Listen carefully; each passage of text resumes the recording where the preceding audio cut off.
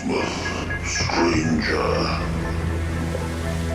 Greetings, travellers, and welcome to Innsmouth. Welcome, in fact, to Innsmouth Library. We're going to take you straight into the library today because, of course, given the season, it is festival time in Innsmouth, and we don't really want you wandering around on the streets out there. I'm one of your guides, Rob Whiten. And I'm the other one, Tim Mendes. Yes, it's Christmas in Innsmouth, and all through the house, nothing is stirring except from the walloping great shoggoth in the basement. So, yeah, don't go astray, or bad things can happen. Yes, and don't look too closely at those decorations hanging up across the main square there. They don't bear close examination, do they? Oh, they certainly don't. And with that all in mind, we've got a festive treat for you this time. We've got a very sort of festive story, which is kind of strange. There's not that many, is there, when you think about it?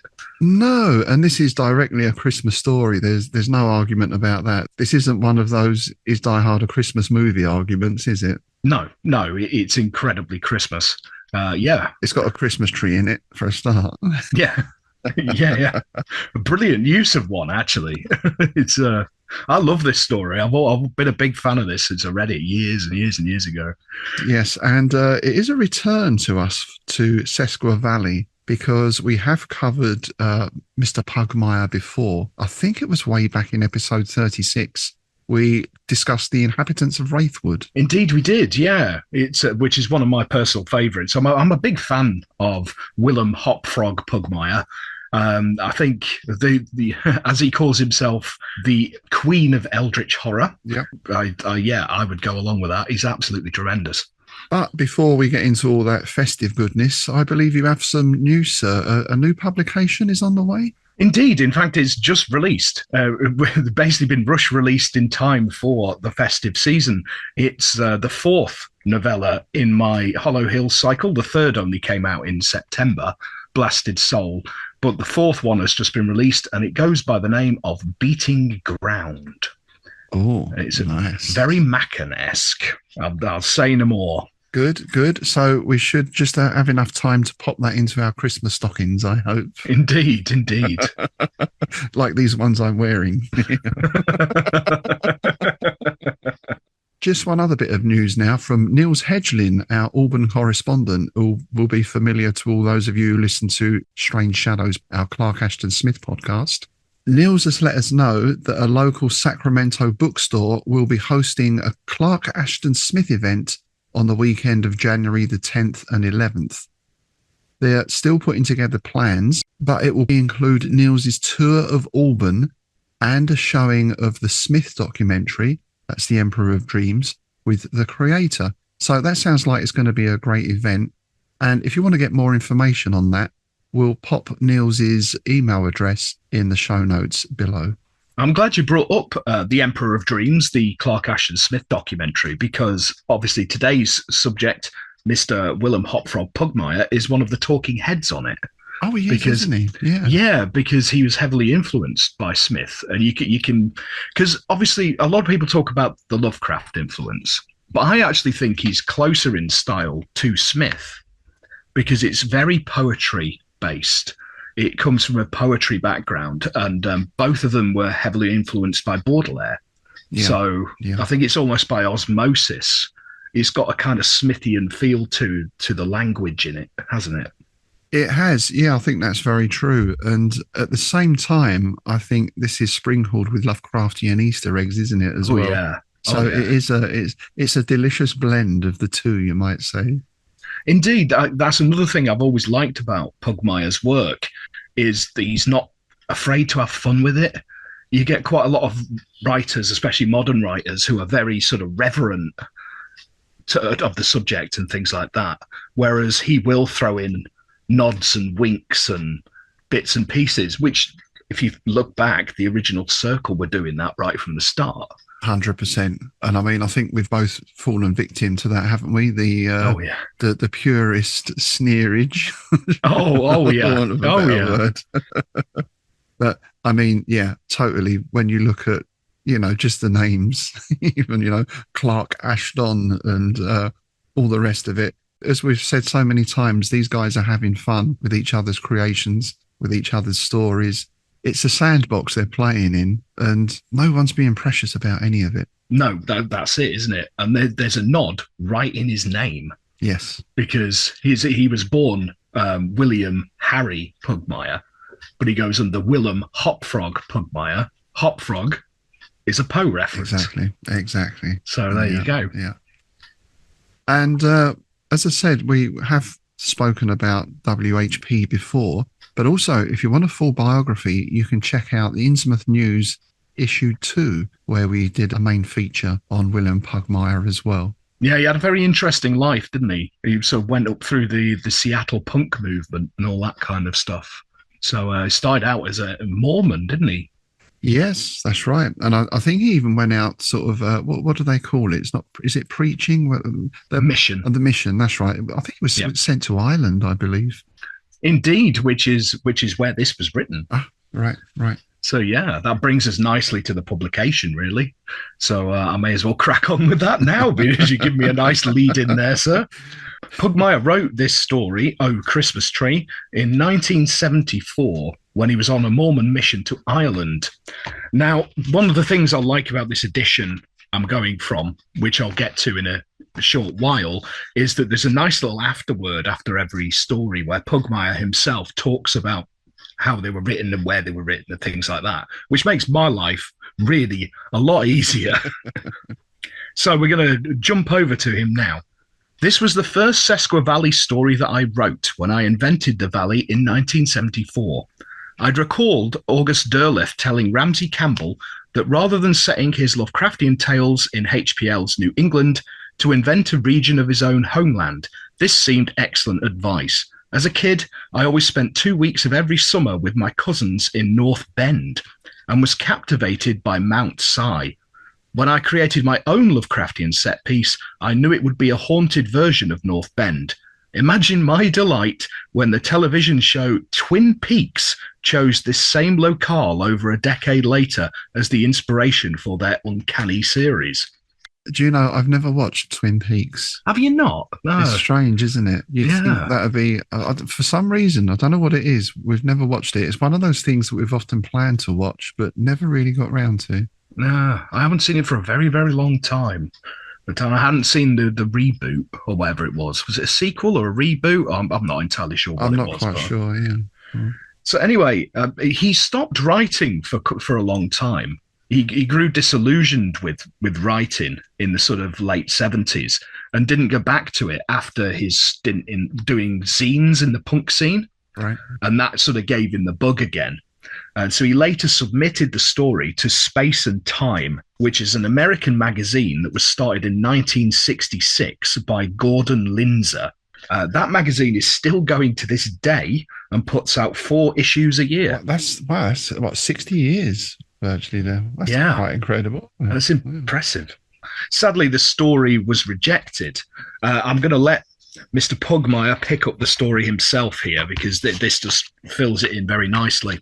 Those early stories were very poor, and the original version of Oh Christmas Tree was rejected by Space and Time. I let Jessica Amanda Salmonson, who is a prolific editor and a writer in her own right, read the story, and she surprised me by completely rewriting it. Now, this new version was accepted and later published in Jessica's paperback horror anthology from Tor, Tales by Moonlight 2. Now, that version was mostly the work of Jessica, and so I have extensively revised it for this edition, adding my own voice and melding the story with how the valley has changed and solidified in my imagination over the decades. It's a cool, creepy tale, I think. Yeah, I would agree with him on that. And it's interesting. So the version that was basically printed before this was pretty much written by somebody else. It was almost like, Lovecraft's revision stories. Well, I was going to say, like Lovecraft did himself with so many stories, Yeah, because Jessica Amanda Salmonson is an American author who was born in 1950. And like I say, is a very, very prolific editor. She's also a critic and a writer of fantasy and horror.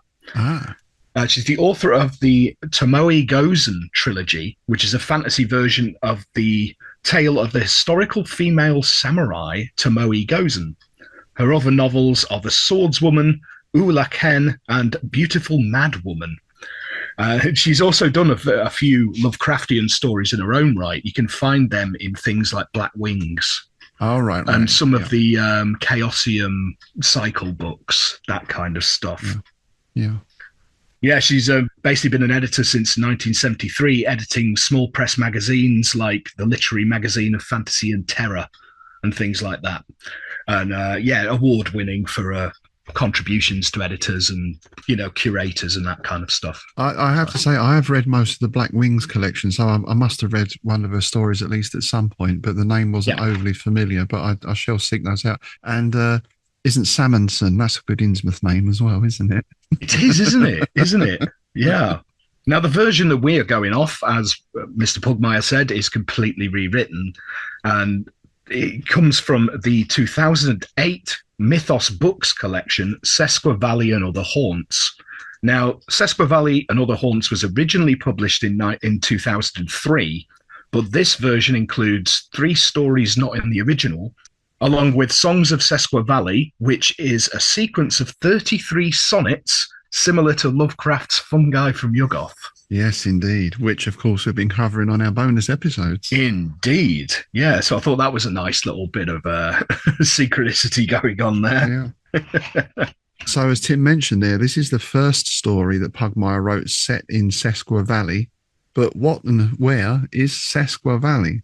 Well, we heard mention of North Bend there, where Pugmire came from or grew up.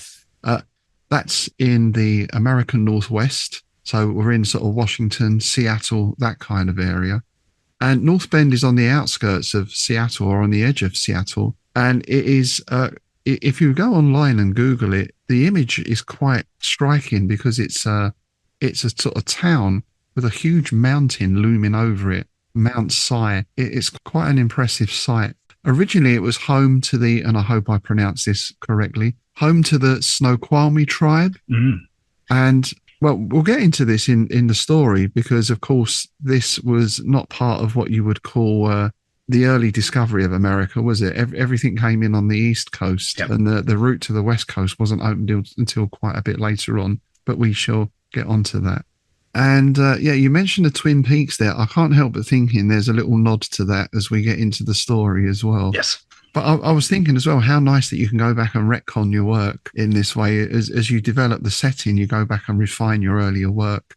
I mean, Tolkien did it. Oh, yeah.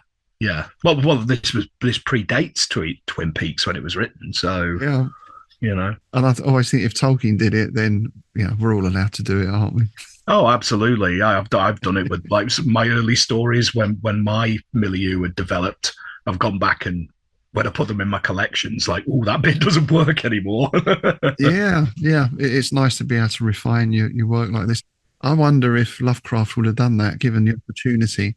Had he have lived longer and seen the development of the mythos, I wonder, would he have gone back and tinkered? Or would he have left it as it was? I don't know. I don't think he would have done. I think from what we know of Lovecraft, he was kind of a one and done kind of chap, wasn't he? He didn't really like going back and revising, that kind of stuff. Because he did work quite intensively on his writing, didn't he? Yeah. If you have, you've seen those pages of his original manuscripts with the huge crossings out and everything else, notes sideways in the margins and all the rest of it. So I think he put a lot of effort into writing the actual story. So maybe he wouldn't have been sort of keen and going back and tinkering around the edges. That brings us neatly, talking of HPL, brings us neatly to the story itself, because it actually opens with a stanza from a H.P. Lovecraft poem, which I wasn't actually familiar with until I read this a while ago. The poem is called Yule Horror and is one of his lesser known poems. Yes. Again, very appropriate for the time of year. Yeah, so it's only a short poem, but the excerpt that's used here is: "There is death in the clouds, there is fear in the night. For the dead in their shrouds hail the sun's turning flight, and chant wild in the woods as they dance round the Yule altar, fungus and white." Nice. And I like the way this story starts as well, because we sort of begin it just outside of Sesqua Valley. So it's almost like we're in the real world. He boards the bus, which of course is a familiar mechanism to any visitor to Innsmouth. Yes. And we're transported into this other place. So here the bus is that liminal space carrying him off to, well, it is kind of another world in a way. It's certainly a very different place from what he's used to. Yeah, which is where Sesqua Valley does actually differ from Lovecraft's milieu, because there is like hints of actual magic and things like that there. Yeah, it feels more like a place that has its own very deep folklore, doesn't it? Yes. Yeah. I'm not saying that Arkham and Dunwich don't, but this feels more like almost more Macanesque in that sense. I would say that. That's why I was thinking, very Macanesque. And it starts in quite a downbeat mood as well. Well, to be honest, it doesn't get much more cheerful. But I like the fact that this is what we learn about our protagonist at the very start. Although the heaters allowed a modicum of comfort, loneliness persisted, a sort of melancholy that had been increasing with the approach of Christmas. We are all poor tortured Christs reborn every day. His mind framed the thought as profound and original, but it merely made him offer a pitiable smile to his reflection on the window. This year, at least, he would spend the holiday with kin. That thought alone must suffice to thaw his chilly spirit, for all attempts to converse with the driver had met with grumbling of a confirmed misanthrope. So we've got that nice thing there. We've got that the sort of looming horror of Christmas, which is it's something that we seem to notice every year. In fact, we were just talking about this the other day. We were watching a TV show, and one of the grinning, inane presenters was sort of saying, "Oh, it's Christmas. We're all on the edge here. We're all going a bit mad, you know." And we sort of sat there and looked at each other and said, "Are we? Are we?" Yeah. This sort of drummed up hysteria almost that puts a huge amount of pressure on families, I think. Oh, it does. I mean, yeah, I can imagine, I don't have any children, but I imagine the pressure on people who do to be immense at this time of year, you know, more so than when we were kids, you know. If you don't have any children, what are those strange noises from your spare room? Don't answer that. Don't answer that. I'll give you a Pugmire-esque answer. They're imps of the ether. Well played, sir. Well played. Which is actually the title of one of his short story collections. So there you go. And then the second thing, well, I think this is the first of our Easter eggs when we get this. He would spend holiday with kin. And straight away, I'm thinking, festival. Indeed. Yeah. Yeah. What I like about this passage is that little quote or thought that he's had. We're all poor, tortured Christs reborn every day. Now, that seems to be a paraphrase from 2 Corinthians 4:16, which says, "Therefore we do not lose heart, though outwardly we are wasting away, yet inwardly we are being renewed day by day." So given Pugmire's religious background, that had to be a little bit of a dig or a nod or a wink. Yeah. Oh, yeah. Yeah. Yeah. And that does crop up a lot in his work, right? It does. Yeah, it really does. There's some great language here as well right at the start. December's icy fingers wound around Richard Whiston, tendrils of a cold-blooded thing probing for any opening in his coat. Somewhere distant, carolers weakly defied the weather with a feeble warmth of song. Yeah, it is. It's all very kind of downbeat, isn't it? And but then December is a very grey month, right? Oh yeah. Well, especially up there, it must be, because I imagine it's going to be sort of analogous to like the Highlands of Scotland and things like that. Very bleak, very punishing, you know. And I also like, as a little nod to our friend Joe, the fact that the driver is a miserable old sod. Yeah, the first time I read this, I was like, "Ooh, that's got to be an Innsmouth nod. It has to be, man." Oh, an Innsmouth nod? Is that like the Innsmouth look? It's like an Innsmouth nod. It's like a sideways twitch, I think, like that, maybe. Yeah, and the flex of the gills. Oh, there's nothing like a good flex of the gills, is there? So then we get this notion of, as I said, of this bus journey being something more than a physical drive to another place. Before he could apprehend any source of his irrational anxiety, a deeper feeling engulfed him, one of drifting through a vacuum of an infinite cosmos, and he imagined or dreamt the driver with the malignant silver eyes glaring forward into the still grey of their silent, fathomless journey. Richard jerked upright in his seat, suddenly aware that he had dozed. The bus had entered a valley. Above thick evergreens, silhouetted by a vast scarlet sunset, mountains rose in awesome magnificence. Particularly striking were two jagged peaks, like wings folded on some gigantic demon's shoulders. So very picturesque, but at the same time, there's something quite foreboding about it. Yeah, something there that readers of Pugmire's work will have picked up on is the mention of the silver grey eyes, because people born to Sesqua Valley have these almost like mercury coloured eyes, and they're often described as looking vulpine. So yeah, that's a thread that goes through all of his Sesqua Valley stories. And all throughout, as I say, they're not necessarily direct Lovecraft references, but it's very Lovecraft-tinged language. Yeah. The sky had grown dark, arrayed with formless shadow. That's such a nice phrase, isn't it? Yeah. But I think also there is definitely, like with the December's icy tendrils and all this, it's very poetic, isn't it? Like you can see that Poe, Baudelaire, that sort of romantic thing creeping into it. And we get this notion of the place in decay, which again is a very Lovecraft and a very Smithian concept. From the bus window, he saw in the distance a huge century-old house whose architecture predated anything commonly found in the Northwest. It was certainly a place to cherish in this sad age when houses rarely last their young owners the time it takes to pay a mortgage. Yet it was deserted and in disrepair, with lower windows boarded up. I thought it was interesting that maybe this is an American thing. The house is a century old. My house is 70, 80 years old. That's quite new for England, right? Yes. That does always make me smile.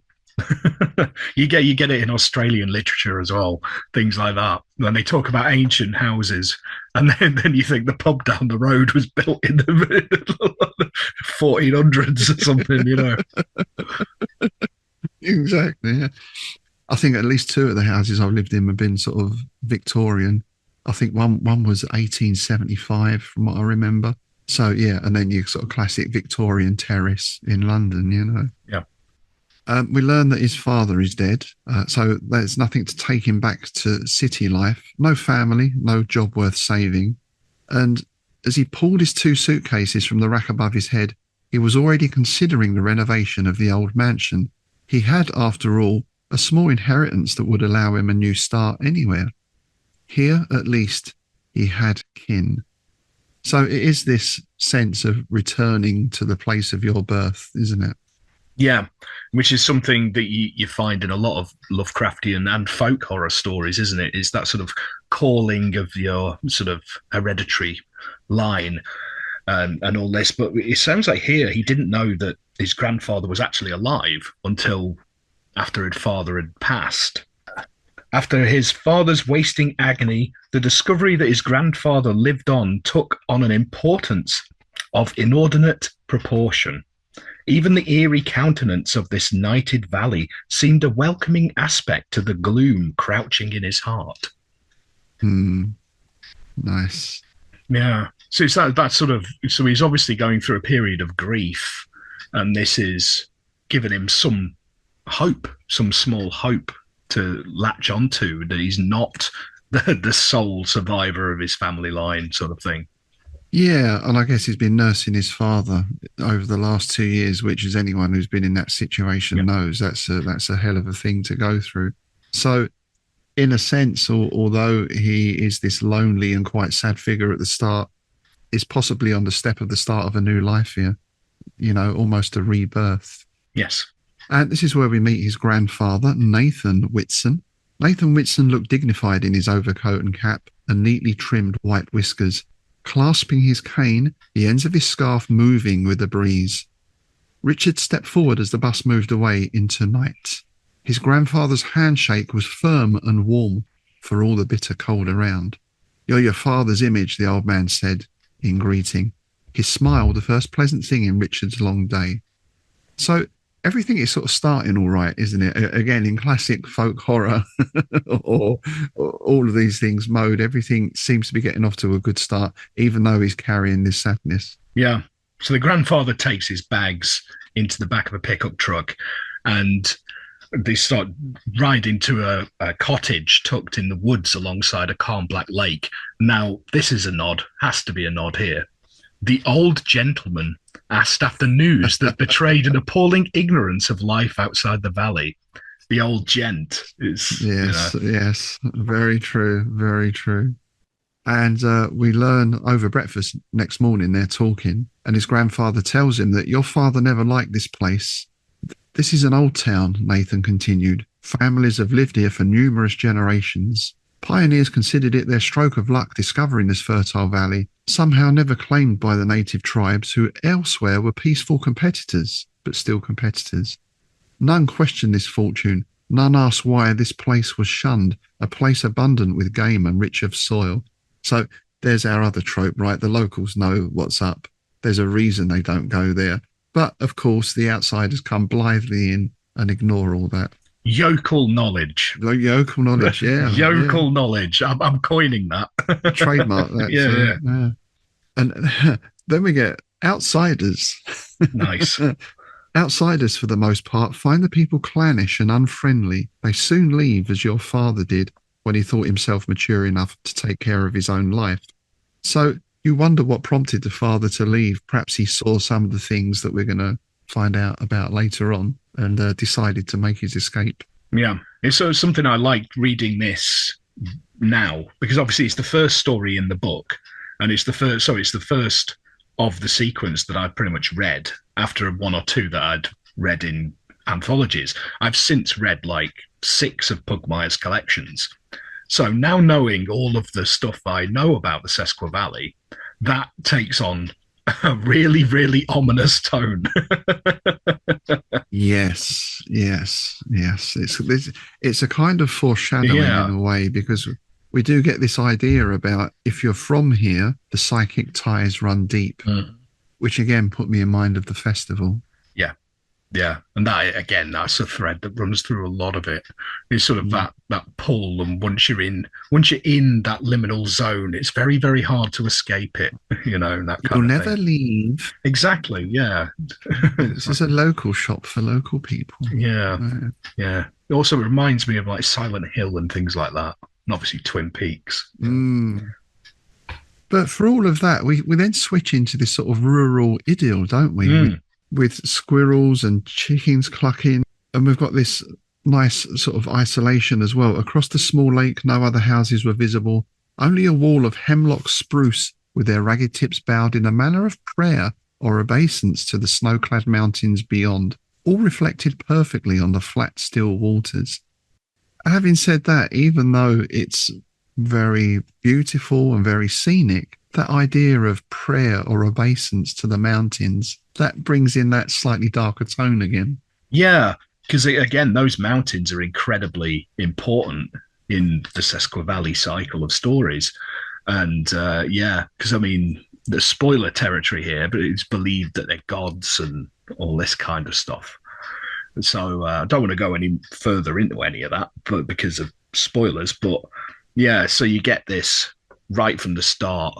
So obviously this is the benefit of him being able to go back and rewrite these things. Yeah. And then we get our first look at some books. And of course, no Lovecraftian story is complete without some books. Thankfully, there's no mention of a Necronomicon, is there, as such? I like the fact that Pugmire, all of the stuff he mentions, they're all his own creations. Yeah. The same with like Ramsey Campbell and the Revelations of Glarkey and all that kind of stuff. And he doesn't do the Derlethian shopping list, you know. Exactly. There's no mention of Cult the Ghouls or Mystery to Vermis or any of that. It's, yeah. And again, this is all quite homely, right, this scene. We've got the fragrance of aromatic pipe tobacco, mingled with the more familiar sense of spruce and cedar burning in the fireplace. We've got old portrait photographs hanging around. We can see his father as a child, a woman he presumes is his grandmother, and 2 walls were built with bookshelves on which nearly every centimetre of space was packed to capacity. These books dealt with such widely varied topics as North American Indian law, European and Chinese mythology, archaeology, regional history, and the histories of Puget Sound and the Near Pacific, including, it appeared, some carefully bound original manuscripts regarding early Northwest expeditions. So it's kind of what you'd expect to find in a place like this, isn't it? Yeah. So he takes one of them down, and I had to actually look this up because one of the great things about Lovecraft's writing is that any of those books could be real. And the way Pugmire introduces this one, I was like, is this guy a real chap? That was just Maurice Doreau. That's it. The French explorer. Yeah. It turns out he's not. So, I thought that was a nice little touch. Yes. And apparently the French explorer Maurice Doreau penned these pages in his own light script in 1794, a decade before Jefferson financed the Lewis and Clark expedition to the Northwest Wilderness. So Lewis and Clark, these are names I've heard a lot about before, and I had a rough idea of what it was, but growing up in the UK, this isn't really part of our history, right? But this was a major expedition in its day. Indeed, yeah. Lewis and Clark expedition was also known as the Corpse of Discovery expedition. And it was the United States expedition to cross the newly acquired western portion of the country after the Louisiana Purchase. It set out from Camp Wood, Illinois, on May the 14th, 1804, went up the Missouri River, then across to the Pacific Ocean by 1805. The exact dates of them getting there isn't known, I don't believe, but the return voyage took 6 months. So, yeah, it's a hell of a long way, innit, by foot and horse and things like that. It is, and through territory that's not known as well, I imagine. Oh, yeah. You mentioned the Louisiana Purchase there. This was something I'd not heard of either. But this was 1803 when the American government purchased Louisiana from the French First Republic. So there's some speculation that Napoleon at the time was facing war with Britain and various other people, of course, and he needed a bit of cash for his armies. We know where Napoleon kept his armies, right? Up his sleeves. Up his sleeves, yes, thank you. So they sold Louisiana to the US government at the cost of $18 per square mile. Now, yes, this area is 828,000 square miles. That's a fair wad of cash, isn't it, for that day? Indeed, yeah, because it's essentially the middle of what we now know as the United States, isn't it? It's that pretty much that whole swathe in the center. Well, it effectively doubled the size of the US, basically. So huge amount of land. Yeah. And I can't help thinking here as well of certain events that occurred in the Louisiana swamps. Yes. In the 1920s, I believe it was. Indeed, yeah. Yeah, because Thomas Jefferson commissioned the expedition shortly after this purchase to explore as much of the new territory as possible in an effort to establish American presence before any more Europeans could get there and stake a claim. I've just got this image now of various groups of people all running around the wilderness with flags. This bit's mine. This bit's mine. Probably not far from the truth. You've heard Eddie Izzard on that, right? Oh yeah. Where they land on a beach and stick a flag, and locals come up. Who are you? We own this now. Look, we've got a flag. We've got our flag here. It's ours. It's madness, isn't it, when you think about it? But that is basically how it worked. Well, that's colonialism, isn't it? That is exactly how it works. Yeah. And then in true fashion, we get an extract from this book as well. I have come, my cherished and honoured king, to a land that makes all the grim occurrences in the Black Forest mere fairy tales passed on by frightened spinsters. I thought this was nice as well, that here the French explorer is writing to King Louis, but King Louis never read this because by the time this got back to France, he'd been guillotined. That's a nice grim little touch, isn't it? Isn't it just? There are trees who sap his blood, and toads with the faces of men, pixies with poisonous fangs, and faceless devils that fly silently through the night. There is evidence of all this and other abhorrent truths, for much have I seen with my own eyes. I have to say, when I was reading this, given the French context, I was reminded of Averoigne as well. Yeah. And also the mention of the Black Forest brought to mind Robert E. Howard's The Black Stone. Oh, yes. Yeah. And things like that, you know. It's there's a whole thread with Pugmire with his work, despite it being written after many original circle were dead, that it feels like it fits, doesn't it? It's all coherent, isn't it? You can join everything together. Well, that's the Lovecraft thing, right? You get all these fragments and you piece them together and then go mad and wish you hadn't. Indeed, yeah. I like how this passage carries on, because this is now when he's talking, he's alluding to the mountains, as I mentioned earlier. Two titanic demons met in battle on this unhallowed ground. The red demon was of goodwill. The white would enslave all humanity. The white demon unleashed all manner of odious beings upon his foe, and still the white was overcome and turned to stone. That's interesting, isn't it? We have red and white capitalized as well. What do you think the inference there is, if there is one? I don't know. It's one of those things, isn't it? I like that stylistic choice. The demon turned stone. The Aborigine is called Celta, and it is a strange sight to see, a mountain which lends credence to the legend. Yet as the story goes, the red titan could not entirely banish the minions of the white, for they thrive in good proportion and await the day of their master's return from his stone prison. All this is to inform your most gracious majesty that such a land is not fit for French dominion. So he's warning his own king off of this place. That's a bold move, isn't it, for someone to make in those days? Oh, yeah. But, you know, you can, knowing what we do know about the Sesqua Valley, it's probably a good move. I like this whole use of the mountain, because that brings to mind, is it in Call of Cthulhu, the line, the mountain walked? Yes, the mountain walked, I believe it is, yeah. And also that harkens back to this earlier trees bowing down to the mountain. And also, of course, the white people. Indeed. Right. Yeah. So there's that connection there as well with Mackin again. Oh, yeah, very much so. There's a definite Mackin influence. Because, again, maybe through osmosis almost, but we know that Lovecraft was inspired by Mackin. I mean, the Dunwich horror specifically was basically like the great god Pan, wasn't it?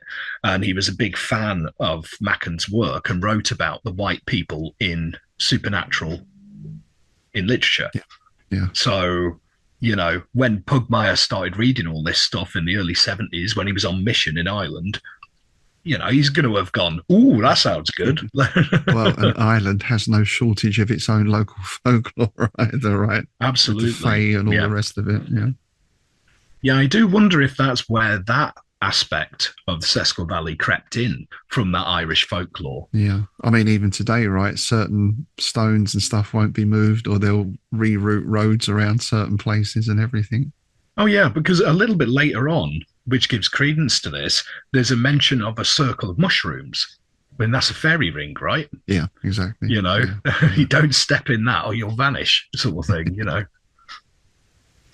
So Richard, he finds this a little bit off and not very Christmassy, isn't he? He even sort of tries to joke, what would Christmas be without a scary tale? But the grandfather is quite serious about this. We celebrate the Yule season differently from folks outside the valley. Very few families exchange gifts, and we don't succumb to the crass commercialism of wasted electricity and injured trees. So there's two warnings there for me. One is we celebrate Yule very differently. So now we're thinking Wicker Man territory, right? And injured trees. Yes, we're going to see how that's going to play out. Indeed, yeah. And this is where he notices, of course, although it's close to Christmas, there's no decorations up or anything else. There's no tinsel, there's no Christmas tree, none of that stuff going on. No, so he goes and rummages around in the loft, doesn't he? And actually finds a long buried box of bulbs and tinsel baubles and all this kind of business, and thinks, right, I'm going to bring Christmas back. And you're screaming at the pages at this point, aren't you? Don't do it! Don't do it! Yeah, I do hope he does the tradition that a friend of mine, his mum, did every year when she put the decorations up. And bless her, she did this totally unconsciously, of in the corner having 2 round balloons with a long balloon between them. Every year. And of course, we used to snigger anything. Totally innocent, I think it was. Well, I'd like to know whether it was somebody in Prestbury Council. Prestbury's a little village outside of Macclesfield, and I used to drive through it to go to work. And every year, the council had strung up lights at the end of the road. It's just basically one of those one road in, one road out jobs, right? Yeah. And down the end, there was a big tree, and they'd strung these lights like 2 huge pairs of knockers. So it became known throughout the area as the Christmas tits. And the last time I was up there around Christmas, they were still up. I can't help but think there's a subconscious connection somehow to fertility rituals or something like that going on. Yeah. Like they say in this story, these old ideas run deep, right? Yeah. They just manifest themselves in different ways. Absolutely. So we're into chapter 3, and again, this harkens back to Pugmire's upbringing, perhaps. This is the opening line here. During that pleasurable week before Christ's birthday, Richard came to know his grandfather and the countryside well. The woods were like a beautiful cathedral. So I think there's 2 interesting things there. Christ's birthday, that's a very direct reference, right? Yeah. And the woods like a beautiful cathedral. Yeah, you find it religious allusions crop up a lot throughout his work. It does give it a different feel, doesn't it? Yeah. And of course, in a sense, the woods are the cathedral, right? Because this is a place of worship, but he doesn't really know that yet, or he doesn't understand it yet. Yeah. The squirrels know because they've all disappeared, and along with most of the other wildlife, it seems. Yeah, I was going to say that this is where you get the unease starting to mount again, doesn't it? Because, it's all silent. And have you ever been walking in the woods when there's snow on the ground? It has a dampening effect. Yeah. You know, it's hard to explain if you've never experienced it, but it's like a quiet you've not experienced before, and all you can really hear is wind. It's really strange. Yeah. You get the occasional drip of melting snow or something like that. Yeah. And if there's a nice fog as well, then that's really complete. The claustrophobia sort of strikes home then, doesn't it? Absolutely. Yeah. And in fact, we get a touch of this now. On one of their many outings, Richard became separated from his grandfather and lost sight of the lake. Completely disoriented, he was on the verge of panic as he found his way through the furiously whipping underbrush. The clearing was a relieving sight when he stumbled upon it, for in its perfect symmetry, it seemed a sign of habitation. The ground appeared well trod. A perfect circle of mushrooms encompassed the clearing's only other occupant, a brilliantly coloured red spruce, half again as tall as Richard. So there's our circle of mushrooms. There's our clearing that, I like this. It seemed a sign of habitation. Well, it is. Yes. Yeah. It's, a nicely written, uneasy passage, isn't it? Because it's one of those things that all weird tales that do it well, get right, is that on the surface, there's nothing really that strange. Yeah. But the way it's written gives it that uncanny valley. You know, a red Christmas tree for a start. Yeah. And he hasn't picked up on the red, has he? No. You know, we had the red with the capital R earlier. Yeah. And we get that classic thing where there's a noise and a sudden presence there. Oh, that sort of almost jump scare thing, but it's the grandfather. His face looks stern, more than Richard had previously seen it. What are you doing here? Nathan demanded. And it's like the grandfather's not happy to find him here, he rushes him away from this place very quickly. Although Richard casts one final look back at the crimson-hued evergreen. So this is stuck in his mind now. Yeah. From there, we get the classic Jamesian, oh, it was just my imagination, right, as we go into the next chapter. Yep. Oh, yeah. Now on the street of this quaint town, Richard could only scoff at his own imagined feelings of doom when he'd been lost so near the cottage. So, yeah, totally disregard that feeling as civilized folk do when confronted with this kind of thing. Yeah, definitely. We get a nice little description of the town now. The town of Sesqua consisted of a very few buildings of commerce, nearly half of these boarded up. There was a herb shop, a small bookstore, the grocery and general store was the largest of the businesses, and also served as post office, and 2 rustic petroleum pumps stood outside the doors. Now, anybody who's seen those sort of backwoods American movies will know those pumps, right? They turn up in all the slasher movies. You know, it's that last stop before the disposable teens get back in the car and get murdered. You know, oh, the disposable teens, good band name. And there's going to be an old guy in dungarees sat in a rocking chair or something. Oh yeah, or, you know. Oh yeah, chewing tobacco. Which he spits out a big gob of it when they come up. Yeah. So yeah, he's gone for a little wander around the town, and this is where he finds that old mansion that he saw earlier. And I guess he is, as it alluded to before, is thinking about maybe buying this, doing it up. This is a place he could move into. So he thinks he's going to have a bit of a look. He tests the ornamental doorknob, locked. A back stairway led to a second-story entrance, padlock. So he has a look round, finds a bit of wood, and basically breaks off the boards off a basement window and climbs in, which is quite sort of brave, if it's slightly reckless of him, I think. Yeah, very much so. You instantly know something's off here. Oh, yes. Don't you? For some moments, Richard stood in darkness, allowing eyesight to adjust to the shadowed gloom. An unpleasant odour came to him, reminded him of a goat den he had seen in a city zoo. Again, I can't help but thinking Mackin. Yes, absolutely. Or even old Shubby. You know. Yes, or Shubby. Yeah. And again, there's another alarm light going, isn't it? Beep, beep, beep. Leave. Don't go in here. It is ignoring every single sign so far. Every single warning goes unheeded. Yeah. Now, I've not read Inhabitants of Wraithwood for a while, but the description of the house and the position of the house sounds like it could be Wraithwood. It could be the house that's used in that. Oh, right.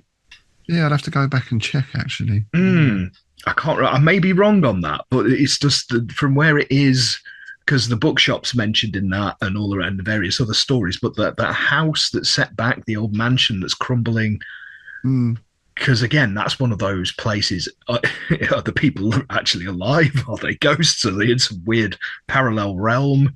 You know? Yeah. Well, again, as he had the chance to go back and revise this, he could well have made that connection stronger, or it could have been there to start with in any case. I don't know how he would have worked this. I mean, I'm thinking of my own world building in terms of my Wolf Who Would Be King Sword and Sorcery series. I've not done maps for the books because I don't like maps in fantasy books, particularly Sword and Sorcery. But I have a sort of rough map that I drew out for my own internal consistency. You've got to have an idea of where things are. Now, that can be on a world scale or it can be on a town scale like this. To me, it's like you're writing an RPG scenario, right? You want to know roughly where things are. Yeah. So I wondered if Pugmire would have done that. Does anyone out there know that? I wonder. That would be interesting to find out, because I know I have. With my Bettles Cove town, I've got that mapped out, and Hollow Hills is mapped out, and the whole region, that little pocket of Cornwall that I created, that's all mapped out in various notebooks and, you know, on the back covers of notebooks, scribbled out in a pencil, in a 2B pencil, you know. To be or not to be, that's the question. It is the question. So, yeah, I would be interested to hear if anyone knows about Pugmire's world building, how he approached that, or did he ever write about that? And here we are. We've got our good old friend Musty Tomes Turns out, right. Good old Musty, he pops up in so many stories. He does. This is where we get the classic old book now. But again, like you mentioned, it's nice to see this is one of Pugmire's own. It's just so easy to go to the Necronomicon, isn't it? Yeah. And if you added up all the Necronomicons in all the stories in all the world, there's probably like 500 copies of it floating about. A volume with a violet binding caught his attention. He took it, frowning at its dampness, and turned to the water-stained title page. The lettering, however, proved too faded to read, and thus he reshelved the volume. And then things become distinctly creepy. Oh, yeah. Now something really overtly weird happens. I love this paragraph. It's brilliant. From the broken window of a gable, he looked through the naked branches of the oak to the lightless town and surrounding woodland. A brilliance caught his eyes. A campfire far away at what might have been a meadow or cultivated ground. It was too far away to tell, but children appeared to be playing ring around the rosy and tossing twigs into the flame. This seemed a dangerous sport unattended by adults. And, great Jesu, were the children naked? He watched them dance around the fire like wicked dark creatures striking contorted poses that were distinctly unchildlike. For a moment, a terrible fright clutched at the watcher from the window. A thought crept through his mind. Those don't look like children at all. But he closed some psychological lid on such an absurd idea and began to turn away. So, very Macklin-esque again, yes? Oh, yeah. And if it was just kids circling around a bonfire singing Ring of Roses, that's already quite creepy, because we've seen that in a lot of films, right? Oh, yeah. All the folk horror films have that scene in it at some point. Well, this actually brought to mind Eleanor Scott's Randall's Round, which we've covered on the show in the past. Yes. Because you have the same thing, didn't you? The guy who's there and he's staying in a pub and he looks out the window and there's a bunch of kids doing a similar creepy dance thing around the maypole. And that's what kickstarts that whole descent into madness. And of course, Ring Around the Rosie itself, as we know, is about the plague, right? A tissue, we all fall down. It's hardly, in some ways, not really a sort of fitting subject for kids' songs, is it? No. But things get even more creepy now, because he didn't turn, for the dancing suddenly stopped. The faint chanting ended. Richard pressed against the wall beside the window, for, though it was too dark and distant for them to know, he feared that they had ceased their play, their ritual, because they sensed mortal eyes upon them. Cautiously he peered around the corner of the sill. The fire was gone, and without its blaze he could see nothing in the meadow. So this is classic Fae Will-o'-the-Wisp type stuff again, isn't it? Someone stumbles across something strange, but as soon as they appear, boom, the little people disappear. They vanish. It's like they were never there. And somehow they sense that they're under scrutiny, even though there's no physical way they could see him there. Yeah. And just that line of, because they sensed mortal eyes upon them. I know. It's a nice implication, isn't it? And it also reminds me of a Ramsey Campbell story. The name escapes me for the moment. It's a guy goes out into the Severn Valley on a train, and it's the end of the line, and he's staying in an inn, and there's a weird ritual out the back going on. Yes, well, a lot of Campbell's work has very much this same feeling, doesn't it, with the Severn Valley stories? Yeah, absolutely. Yeah. And as he watches, he thinks he sees glimpses of two shadows melding into one at the base of a tree. He watched with knitted brow. Then a limb stretching towards his window cracked so very slightly. So again, another implication that perhaps these children, for want of a better word, are somehow merging into the tree, and even that the tree is now moving towards him. Again, you know, there's that Tolkien-esque element in this as well, isn't it? Old Man Willow and all the rest of it. Yes. Oh, yeah. Very true. Yeah. And he finally fails a sand roll, right? At last. Absolutely. He flees. Yeah. He runs down the stairs to the awful basement. Haunter of the Dark. That was reminded me of it, climbing in through the basement window, then running back out at a rate of knots. Where was the window? Everything was so black. He felt a wind and followed its direction to the place where he had entered the mansion. Clumsily, he struggled up and out as something padded down the basement steps behind him. So he's got a real sense of pursuit now, or something is coming for him. So he rushes to the truck and is off. Into chapter 5, he awakes the next morning, goes down for his morning coffee, and starts looking at the shelves of the books again, and he sees that same violet cloth, and he pulls the volume from its shelf. It was indeed a mint copy of the book he had seen the previous evening in that haunted house. He turned to the title page, Visions of Croix de Hon by William Davis Manley, Sesqua Valley Press, 1955. In faded purple ink had been penned a simple inscription, To Nathan, my fellow dreamer on the night side, with fond best wishes, Manley. Now, we've got about 4 Easter eggs in one section there, I believe. Pretty much, yeah. Well, I'm just going to start here because this is a big one in the Sesqua Valley mythos. William Davis Manley, obviously there's a nod to Manly Wade Wellman there, was a fictional poet and a staple of Pugmire's stories. It was used in a lot of his things. Yeah, so he's a poet and a staple of Pugmire's stories, similar to Justin Jeffrey, the mad poet used by Robert E. Howard and obviously Abdul al-Hazred. This is probably the most central of Pugmire's fictional tomes. Now, it's interesting because it's actually meta. Because before meta became popular or done by everybody, Pugmire was having a bit of a laugh because William Davis Manley was his own pseudonym when he started writing poetry in the early 70s. He believed his first poem was The Cryptic Power, which was published in the fanzine Bleak December number 8. Now, the book, Visions of Croix Hon, was actually the name of a one-shot zine of poetry and art that Pugmire published in the summer of 1976. He was a big fan of all the zines and thought, well, if they could do it, so can I. Can I? Yeah, that was the spirit of the zines, isn't it? Totally. Absolutely. Now, I would love to get hold of a copy of this because along with, obviously, there's several of Pugmire's Manley poems in it, but there's contributions from Brian Lumley, J. Vernon Shea, Jessica Amanda Salmonson, and H. Warner Munn. Sounds like a cracking little tome.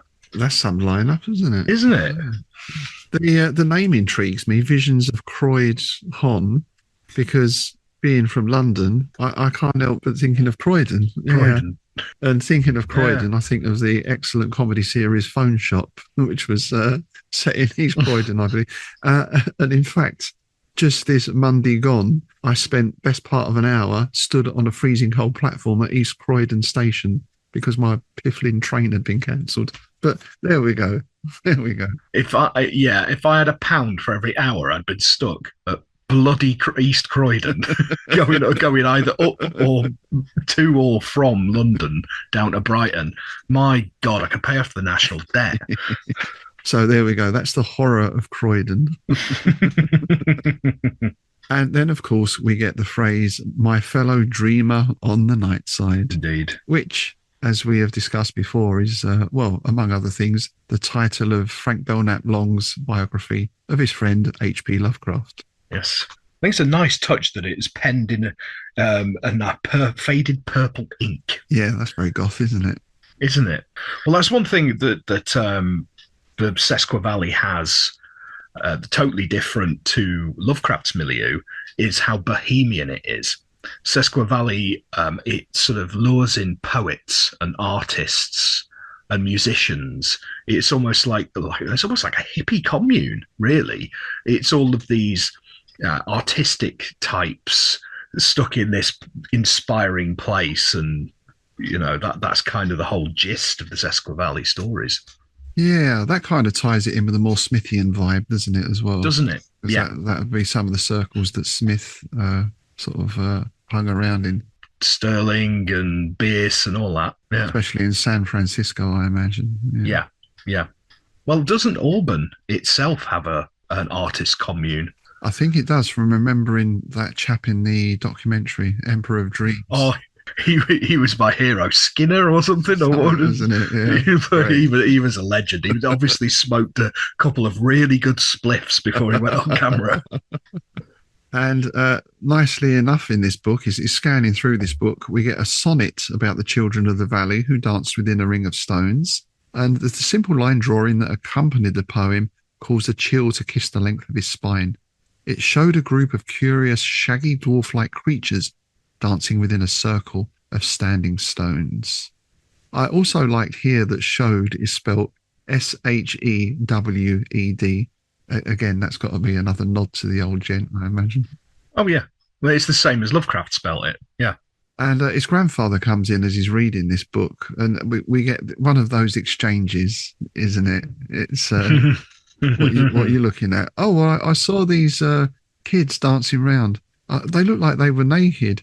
Oh, that was probably just a trick of the firelight that made them look like that. Yeah. I didn't mention anything about firelight. Why would you mention that? It's a nice little exchange, isn't it? Because the grandfather is obviously nervous, but trying to be blasé about it and failing dismally. What aren't you telling me, grandfather? What's wrong with the people in this valley? You're afraid I'll return to the city, but I've a right to know.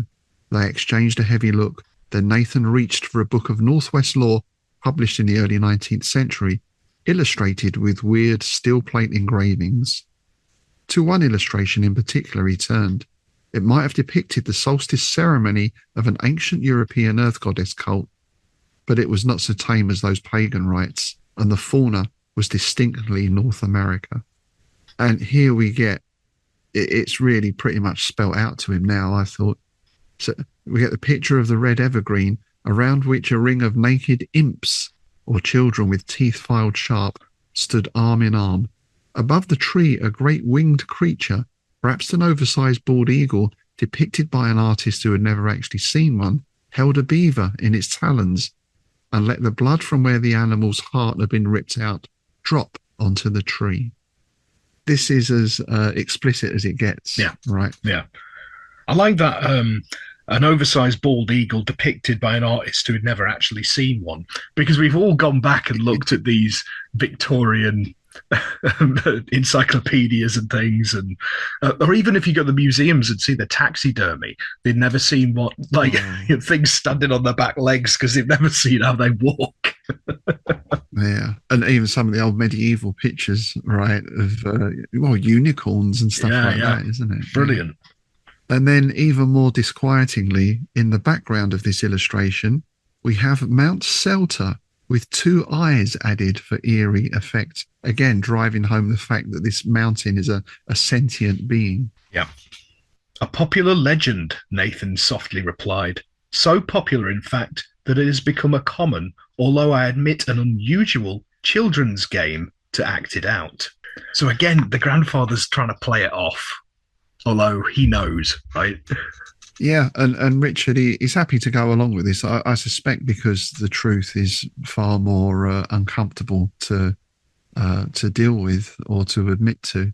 So, it's just a local kids' tradition thing.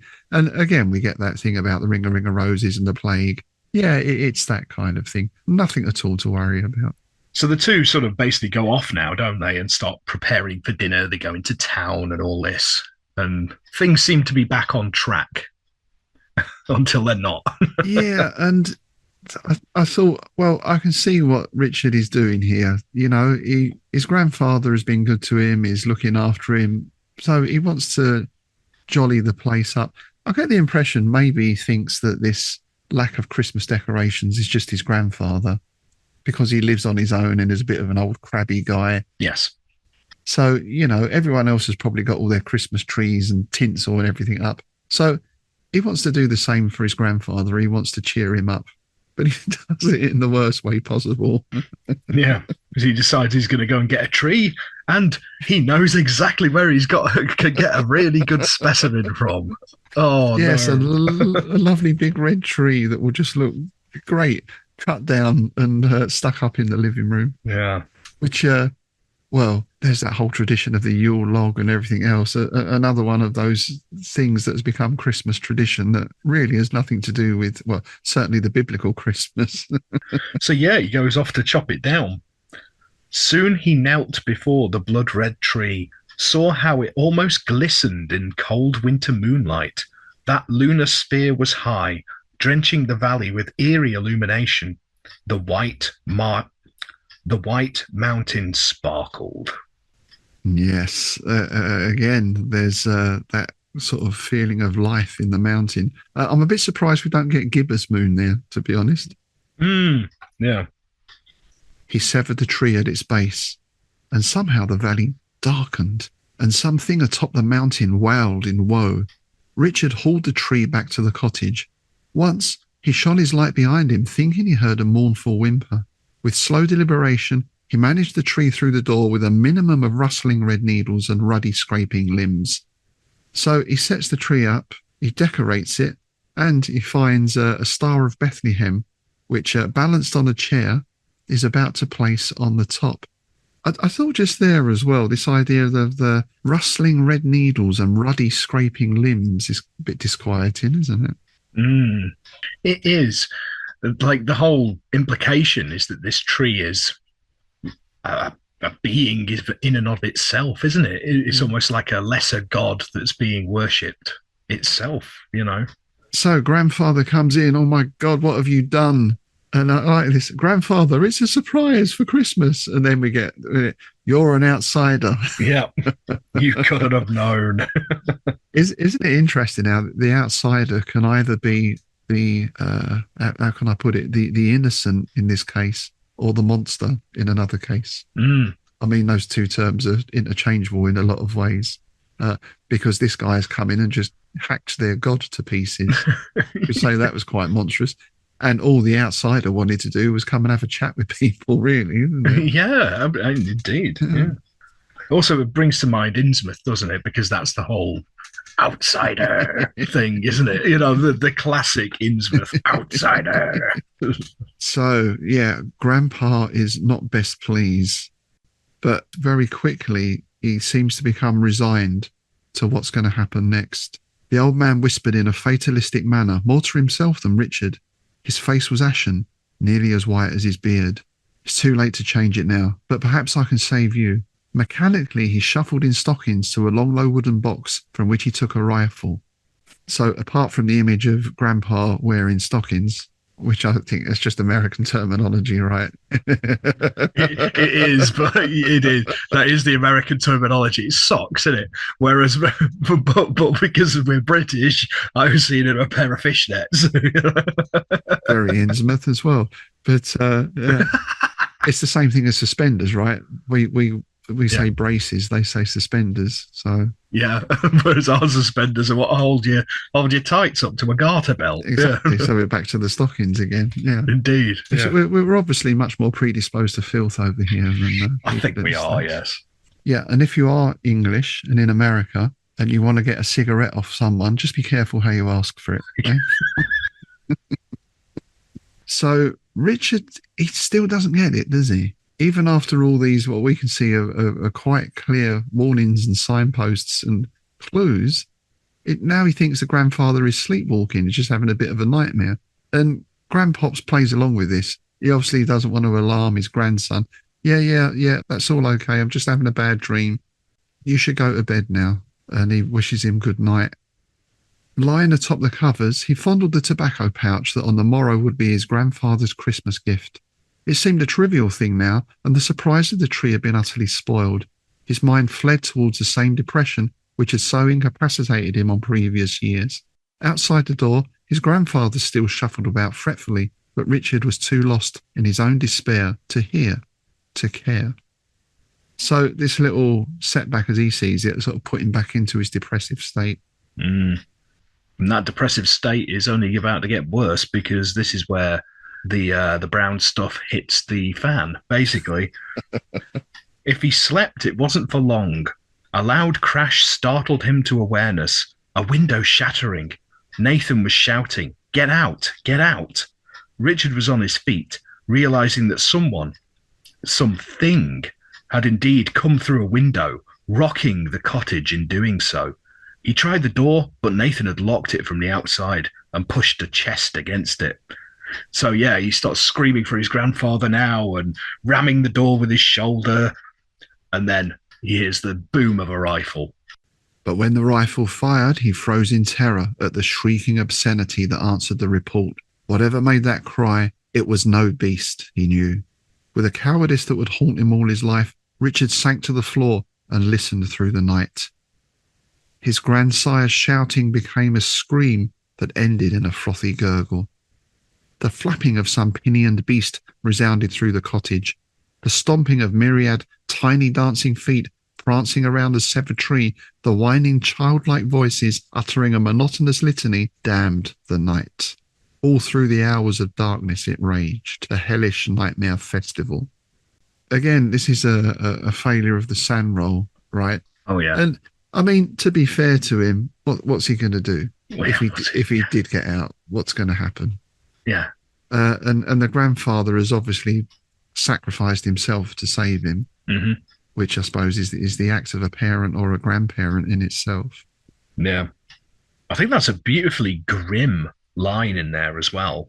His shouting became a scream that ended in a frothy gurgle. Yeah, that's quite nasty, isn't it? That? Isn't it? So it's basically left there crying all night. Then dawn approached and the sounds from the main room faded. I think it's strange, isn't it? These things that seem to be, they're there for hours.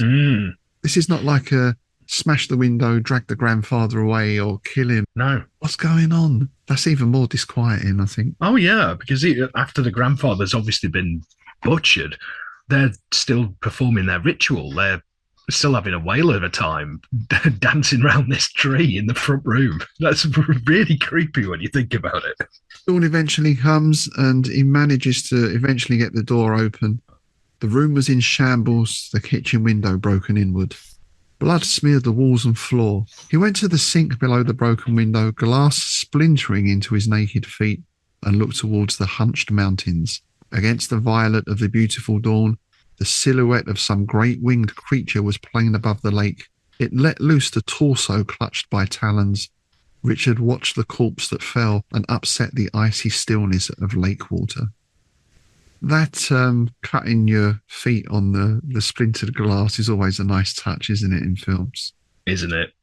Yeah, it's one that always makes you wince. You know, as somebody who has trodden on a Lego in the past, I have actually trodden on glass years ago when I worked in a pub. Yeah, when I lived above a pub. Yeah, that wasn't fun. So yeah, that makes me wince. I still bear a scar from when I was about 14 and trod on an upturned plug. Oh, and the long bit actually went into my foot. Oh. I tell you, that's the worst pain ever. I was going to say that. Oh, that's nasty. We have that violet again here. That's cropped up a few times, isn't it? This time it's the violet of the beautiful dawn. Do you think there's a connection with the violet of the book? You know, something about the rituals and the sunlight at the time, perhaps? Yeah, well, I seem to remember that there is violet in the woods, like a violet shimmer in some of the stories surrounding a tree house in one of, I can't remember which story it's in now. It's a long time since I read them, linked to Simon, who's one of the recurring nefarious characters in the Sesco Valley stories. So yeah, I think violet is one of Pugmire's tropes. And I thought the great winged creature here, that put me in mind of the hound. Isn't there a big winged creature in the hound? Yeah, a big flying hound, basically. Yeah. Hence the title. Yeah, or even a shantak or a biaki.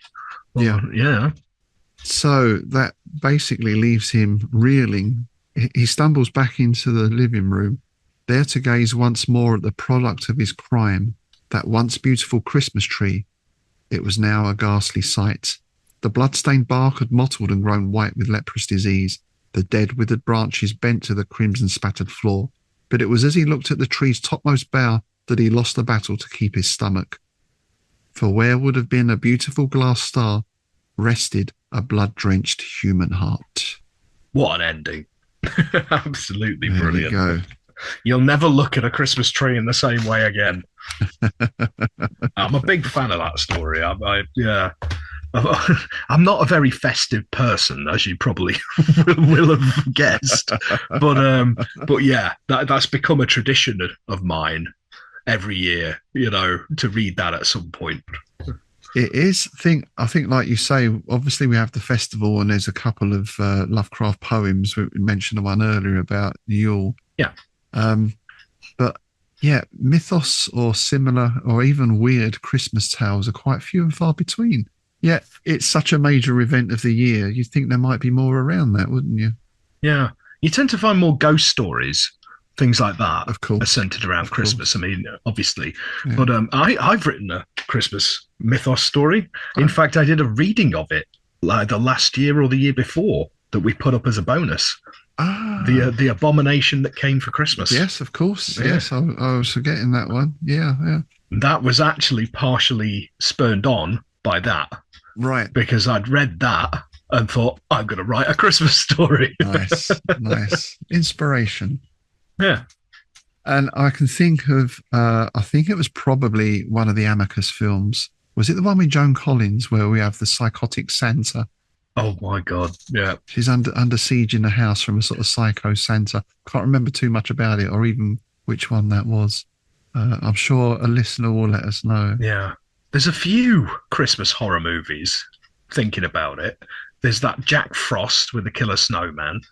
There's the Silent Night, Deadly Night series. Yeah, there's Violent Night. We watched Violent Night. Ago. Yeah, that the new Terrifier movie is a Christmas movie, isn't it? Set at Christmas. I've not seen the killer clown. I haven't seen any of them, but yeah, apparently that's Christmas. Yeah. Right. And then of course the whole Krampus thing, that seems to have gained in popularity over the last few years, doesn't it? Oh yeah, absolutely. I guess, is that a German tradition, is it? Yes, it is. Yeah. It's funny because Whitby, they have a Krampus parade every year up in Whitby now. Because friends of mine in the band Western are involved in it every year, right? Because they're based up in Whitby, and they get involved in it every year. So it's something I'd like to go up to. That I can get behind. yeah. It's the forced joviality that I don't like. You will be cheerful. Piss off. The organised fun. Yeah. Lara sent me a great picture the other day. It was a Krampus picture, but it was Krampus with a C. And it was Lux Interior and Poison Ivy, like a cartoon. Brilliant. I thought that was genius. That is genius. I want that on a T-shirt. I'll see if I can find it for you. If you can find it, I'll crop some of that and put it on a T-shirt. So there we go, Mr. Pugmire, with an excellent festive story. And this is a great collection, Sesqua Valley and Other Haunts. Well worth getting. And how many collections of his are there out now? Do you know roughly? There's a lot. There's actually quite a lot. And I've got 5. There's at least double that. There's a novel he co-wrote with somebody as well. One of the most recent is, I alluded to it earlier, An Imp of Ether, which was released just after he died and actually has a really nice biographical introduction by S.T. Joshi. So, I mean, that's a really good sort of jumping on point for people who are not familiar with Pugmire's work, because it's basically a best of kind of thing. Yeah. I've just opened the first page of that. One of the stories in it is Visions of William Davis Manley. So there you go. There we go. Perhaps another possible late addition to the Christmas list there, along with Tim's new book. Yes. So there we go then. That's our festive episode. And of course, that's our last episode of 2024. We shall be taking a short break over the festivities. Have you got anything special planned, sir? Hibernation. Hiding. With my black bar humbug Santa hat and my Casa del Frosty Balls t-shirt. The standard Mendy's Christmas of hiding away from all of it. You're going to be shouting at carol singers from your window, are you? Yes, and blaring out alien sex fiends Stuff the Turkey. Well, I'm thinking of going back to see the old folks and maybe having a festive Biaki ride So that's my plans. Right. Nice. Yeah. We're hopefully going to put out a couple of readings over Christmas. We're not sure what or exactly who yet. Some of those Pugmire poems there might be a possibility, perhaps. Yeah, I might do a reading of that Lovecraft Yule poem actually as well. Yeah, so keep an eye out for those over the next few weeks. We will be returning in the new year, of course. I think we'll be coming back with a bonus episode. We'll be continuing our look at the fungi from Yoggoth's sonnet cycle. And of course, eagle-eared listeners will have noted that this is episode 97, which means that we are only 3 episodes away from our centenary. Indeed. Yeah, so obviously we want to do something special, but well, we'd like to hear your ideas as to what that should be. Yeah, keep it clean. Well, cleanish. Yeah, cleanish. Not too clean, but yeah. Would you like us to do some readings? Are there any particular guests you'd like to come on? If you're a patron, would you like to join us for a chat? Yes, and speaking of patrons, that brings us neatly to our correspondence section. We've had a few people contact us through our various ways and means. And our first is A.T. Johnston, who writes in concerning episode 95, Talking Lovecraft. Great episode. To your pondering on Smith's religious cosmological views, he lays it out in paragraph 6 of letter 155 in Eccentric Impractical Devils. Maybe you care to read it out for the listeners not fortunate enough to possess that illustrious eldritch tome. He brings it up in the context of his philosophy of the weird tale. Epistolary gold, that letter. Blessings without end on the Comte d'Erlet for preserving it, and the Hippocampus lads for getting it into print. And Tim, I believe you have a copy of that very letter there. I do indeed. Yes, I have dug it out for us. So yeah, I'll give that a read now.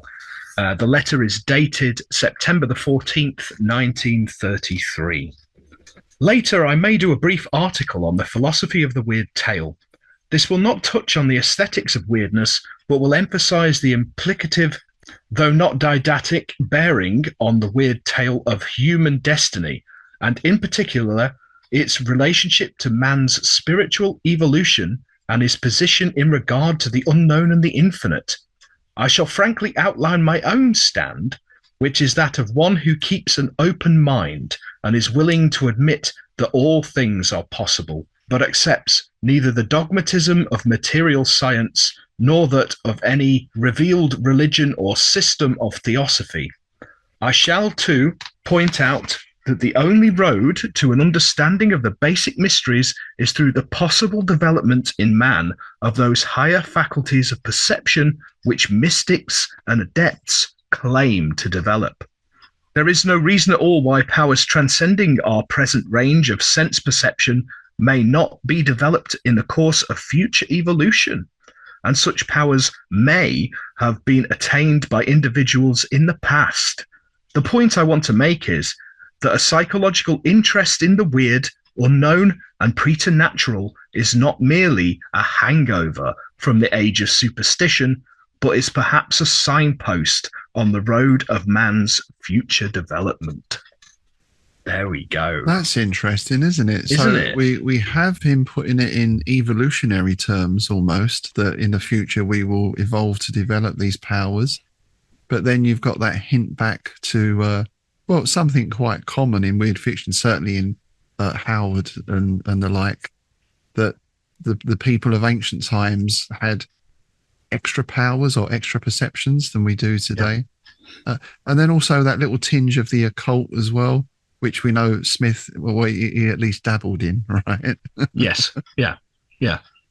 Yeah, it's interesting. It's very much against what Lovecraft's stance on it, isn't it? Yes, because he's a very much materialist, scientific, kind of thing. Yeah. And again, we can only speculate on how Lovecraft might have developed his views. I suspect in that area, I don't think he would have moved away particularly from his materialistic outlook. No, given there would be what he would regard as a total lack of proof for any of it. Yeah. Interesting stuff. Yeah, cheers for making us dig that out. That's a really interesting letter, that. Yes, thank you, AT. Now, we also had a couple of comments in on our last episode, 96, where we spoke about all things Nosferatu. And Ulrich Devetter writes, I saw Herzog Aguirre, The Wrath of God, for the first time ever this year, and it was an experience the likes of which I hadn't had in the cinema in a very long time. One of the best films I've ever seen. Well, thanks for that recommendation, Ulrich. I'll be checking that out. Again, not a film I'm at all familiar with. No, me neither. That's going on the shopping list. Our next one in is from Velekistan over on YouTube. Excellent episode. One of your best. Many thanks. Well, thank you. Well, thank you. And I think we both enjoyed, any excuse to watch Nosferatu again, right? Oh, absolutely. Yeah. Even the mad Klaus Kinski versions. Indeed. So thank you for those comments. And thank you to everyone who's written in or contacted us over this year. A big thanks to all of our guests, of course, as well. And a huge thanks to our patrons who support the show, including Fred Keisha, Gareth Tilley, Catherine Hargrave, Stuart Price, Alan Brignall, Mitch Keith, Lee Williams, Ekaterina Sureva, Niels Hedgelin, Liam Spinarge, Martin Thorenson, Dominic Allen, Jurek Devetter, Mark Jenkins, David A. Riley, A.T. Johnson, Gary Pennington, Brett Kramer, Steve Mayer, Wingate Stites, Justin Woodman, Lee Clark Zumper, Rick Syme, and Chris Carr. Yes, thanks very much for your support, folks. It's very much appreciated. And of course, if you would like to join our merry band of patrons, then do check out our Patreon site. You'll get access to bonus content for Innsmouth Book Club and Strange Shadows, and of course, those regular copies of Innsmouth News. And we are planning to put out a special Christmas edition of Innsmouth News, so keep an eye out for that over the next few weeks as well. So there we go. 2024 swings out of view. 2025 is hoving into view ahead. Indeed. We hope you have a great festive break, however you wish to celebrate it, whether you're dancing naked around a fire or flying a bayaki off into the ether or just throwing stones at carol singers. Whatever form it takes, we hope you have a good time. And with that, it's goodbye from me, Rob Poyton. And it's goodbye from me, Tim Mendes.